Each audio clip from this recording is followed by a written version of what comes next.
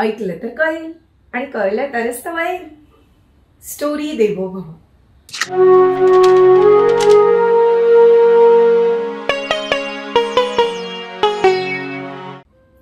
आपण सगळ्यांनी महान व्यक्तींची जयंती ऐकली आहे ना.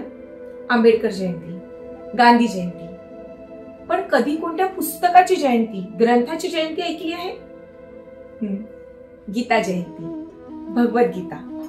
जवळजवळ 5070 वर्षापूर्वी याच दिवशी महाभारतामध्ये जेव्हा कौरव आणि पांडवांमध्ये युद्ध चालू होतं तेव्हा श्रीकृष्णाने अर्जुनाला भगवद्गीता सांगितली. आणि म्हणूनच मार्गशीर्ष महिन्यातला शुक्ल पक्षातला एकादशीचा दिवस गीता जयंती म्हणून साजरा केला जातो. हा गीतेचा संदेश श्रीकृष्णाने अर्जुनाला का बरं दिला, तोही युद्धात? महाभारतात जेव्हा कौरव आणि पांडव यांच्यामध्ये युद्ध चालू होतं ना, तेव्हा अर्जुन एकदम द्विधा मनस्थितीमध्ये होता. कारण त्याच्या समोर होते त्याची आपलीच लोक. आणि तेव्हा श्रीकृष्णाने गीतेतला संदेश दिला आणि त्याच्या सगळ्या शंका दूर केल्या. असं काय बरं सांगितलं असेल श्रीकृष्णाने अर्जुनाला? श्रीकृष्णाने जे सांगितलं त्यात सर्वात महत्वाचं होतं कर्म, ऍक्शन, बिहेवियर. सर्वात पहिलं म्हणजे कर्तव्य. आपण नेहमी आपलं कर्तव्य अगदी प्रामाणिकपणे पार पडलं पाहिजे. माझे मित्र काय म्हणतील, ते काय बोलतील, किंवा तो करत नाहीये तर मी का करू, असा विचार नाही करायचा. आपलं कर्तव्य अगदी मनापासून पार पडायचं. दुसरं, कर्मण्येवाधिकारस्ते मा फलेषु कदाचित्. चांगलं कर्म हे करतच राहायचं असतं, पण त्या बदल्यात कोणत्याही फळाची अपेक्षा करायची नाही. Do it without expecting any return. जर मी हे असं केलं तर मला ते मिळेल ना, आणि ते मिळणार म्हणून मी हे करतो, हा विचार सोडायचा.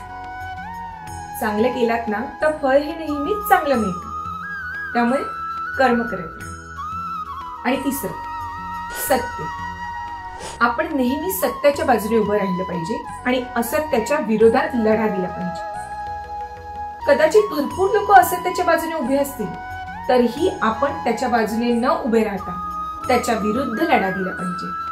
चौथं, देवाची प्राप्ती करण्यासाठी डोंगरावर जाऊन तपश्चर्याच केली पाहिजे, किंवा भजन कीर्तनच केलं पाहिजे, किंवा धार्मिक ज्ञान असलं पाहिजे, असं काही नाही. तर चांगल्या कर्मातूनही देवाची प्राप्ती होते आणि यालाच कर्मयोग म्हणतात. खर तर मी ज्या 4 गोष्टी सांगितल्या ना, त्यात एक छोटासा पार्ट आहे भगवद्गीतेचा. खर तर गीतेमध्ये खूप जास्त ज्ञान आहे. बघा, एखादी मशीन किंवा एखादं इन्स्ट्रुमेंट आपण घरात आणतो तर ते कसं वापरायचं यासाठी एक पुस्तक देतात, त्याला मॅन्युअल म्हणतात. तसंच जेव्हा आपण मनुष्य जन्म घेतो ना, तेव्हा आपण कोणते कर्म केले पाहिजे, आपल्याला प्रॉब्लेम्स आले तर ते कसे सॉल्व्ह केले पाहिजे, किंवा आपल्याला सक्सेसफुल व्हायचं असेल तर कसं करायचं, एखाद्या चांगल्या व्यक्ती बनायचं असेल तर ते कसं बनायचं, आणि या सगळ्यांचं उत्तर एका मॅन्युअल मध्ये आहे. ते मॅन्युअल म्हणजेच भगवद्गीता. म्हणूनच भगवद्गीतेला सर्वश्रेष्ठ ग्रंथ मानलं जातं. आणि त्यावरच हात ठेवून आपण म्हणतो ना, जे बोलेन ते खरं बोलेन, खरं सोडून काहीही बोलणार नाही.